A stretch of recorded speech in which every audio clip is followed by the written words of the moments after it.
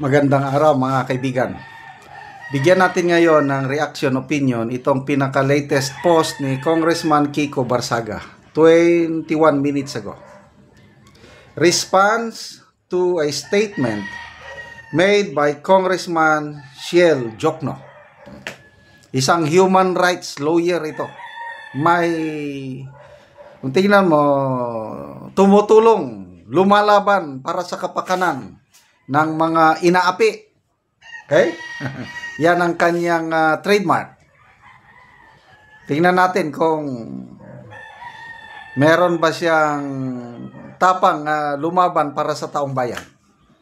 Ito, meron siyang statement tungkol sa pagpapanagot sa mga nangulimbat sa kaban ng taong bayan. O, sabi niyo, "We cannot allow those behind this scandal to get away. Wow. We must all ensure that they are punished and placed behind bars for their actions." O, ang gandang pakigan, ano? Tama nga naman. Nakakagalit. Yung niloloko lang tayo nitong mga tatlong grupo na yan eh.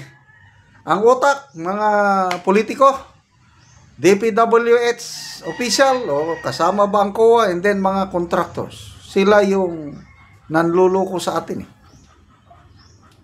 Kaya ito, yung panawagan ni Congressman Shiel Jokno na dapat managot sila. Walang palalampasin, ikulong natin sila lahat. Ang galing, ano? Totoo ba ito? O ito, ang response ni Congressman Barsaga. Tignan nyo, nakakaya. O. Ang galing talaga ng batang ito. Nakakabilib. Sabi niya, Barsaga, ito ang statement. Oh. "You're a great lawyer and I respect you." Ganda ng umpisa. Oh. "Your flag organization." Flag is parang legal grupo itong ng mga abogado na tumutulong sa mga naapi. Flag.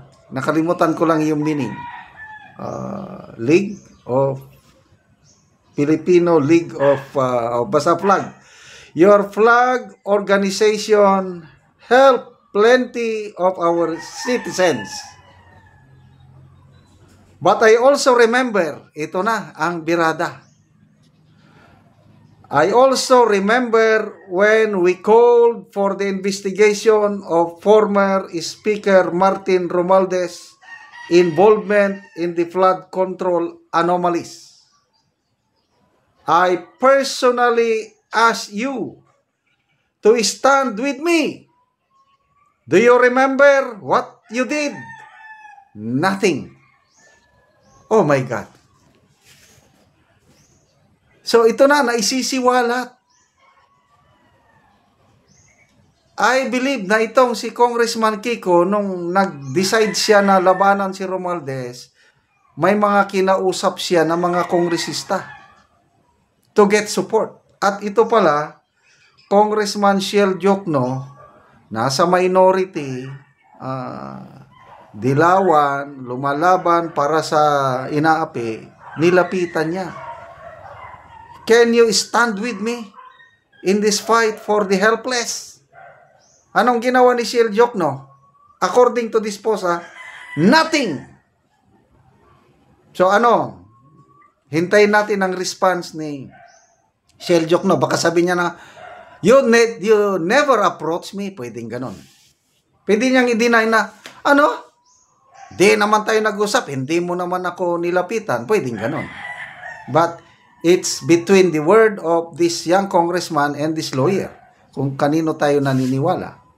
To me, opinion ko lang ito, naniniwala ako dito sa batang kongresista na ito. Nagkakaroon ako ng pag-asa. May pag-asa pa ang bayan natin habang may mga few congressmen, yung matatapang, may bayag. Katulad nito, Barsaga, Toby Chanco, Edgar Erese, Congressman Albi Binetes. I hope mayroon pa. madagdagan yung bilang nila, yung nagsasalita pa laban sa katiwalian na hindi sila takot. So, magbasa tayo sa mga comments. Ulitin ko ha. Hintayin natin ang response. Kung mag-response ba itong si Congressman Shell Jokno na lumalabas, ang tatapang nila. I think Akbayan, yung grupo nilang Akbayan, kasama sa liberal, mamamayang liberal, kasama sila sa rally in EDSA. Ang focus ng rally nila is korupsyon, labanan ng korupsyon. Kaya lang hindi daw sila anti-Marcos. Ano bang dahilan? Bakit nagkaroon ng korupsyon? Dahil lang ba sa Congress? Oh, no way. Nangyari lahat ito dahil sa kapabayaan ng nasa palasyo. Sabi nga ni General Romeo B. Poques, ang may mas matinding pananagutan ay wala sa Kongreso, nasa palasyo, and I agree with him. Yun ang tinatawag namin sa military parlance na command responsibility. Hindi ka pwedeng maghugas kamay na hindi ko alam ang nangyayari. Ano bang nangyayari? Bakit tayo nagkaganito? Hindi pwedeng sabihin ng ganun. As the leader, you accept responsibility and be man enough to say na, ciao, wala. Tinanong siya ng media, how sure na itong si Romualdez na pinsan mo ay hindi sasantuhin, baka i-cover up. Sumagot siya, tumawa pa. Alam niyo yung style niya, tumawa. They will not be spared. Basta walang hindi ako maniwala sa mga ganong sagot. Kaya itong ginagawa nila na resign ko ng speaker, napalitan ng iba, these are all cover up para lang humupa ang galit ng taong bayan. Yung sinabi ng presidente na ibabalik ang 60 billion na pundo ng PhilHealth. Takot lang sila sa resback ng taong bayan. Baka matulad sila sa Nepal at saka Indonesia. So, ituloy po natin ang pag-iingay. Magpahayag ng ating galit. Kailang peaceful nga galit lang ha. Walang sunugan, walang makakalas na buhay. Yung Tatak Pilipino, People Power 1, napatalsik. Ang Marcos Sr., walang nangyaring masama. People Power to, napatalsik ang isang popular na President Erap, walang nangyaring masama. Dapat ganun lang ang ating mga protest. Huwag tayong mag-ambisyon na maging Indonesia or Nepal. Salamat mga kaibigan sa inyong pagsubaybay sa channel na ito. Nakakatulong kayo ng malaki sa tribong Talandig ng Bukidnon dahil ang income natin sa channel na ito pantulong sa tribo. Namimigay tayo ngayon ng mga libreng yero at pako para makapagpatayo naman sila ng mas maayos na bahay dahil tumutulo na ang bubong ng kanilang bahay kung mag-ulan. Panoorin nyo ang video na ito.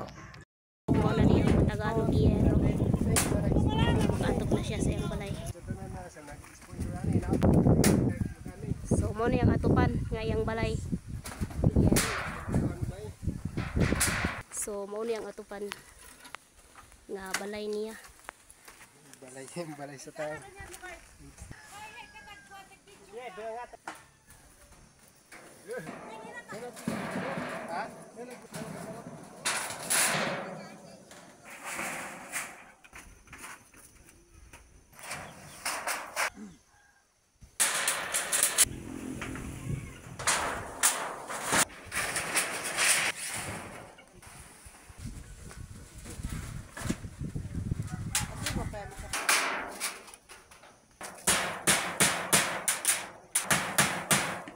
So karon na humanagyod ang balay nga Balay ni Toms. iyaha nga balay. So maayo na gyud sada na tan-aw kay humana ang yang balay. So makita gyud nimo na nakataod na gyud.